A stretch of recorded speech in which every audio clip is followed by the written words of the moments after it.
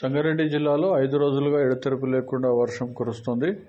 దీంతో వాతావరణ శాఖ అధికారులు జిల్లాకు ఎల్లో అలర్ట్ను జారీ చేయగా పోలీస్, రెవెన్యూ, మున్సిపల్ శాఖల ఆధ్వర్యంలో ఇప్పటికే కంట్రోల్ రూమ్లను ఏర్పాటు చేయగా వర్షాల ప్రభావంపై జిల్లా కలెక్టర్ క్రాంతివల్లూరి, జిల్లా ఎస్పీ రూపేష్ ఎప్పటికప్పుడు సమీక్ష నిర్వహిస్తున్నారు.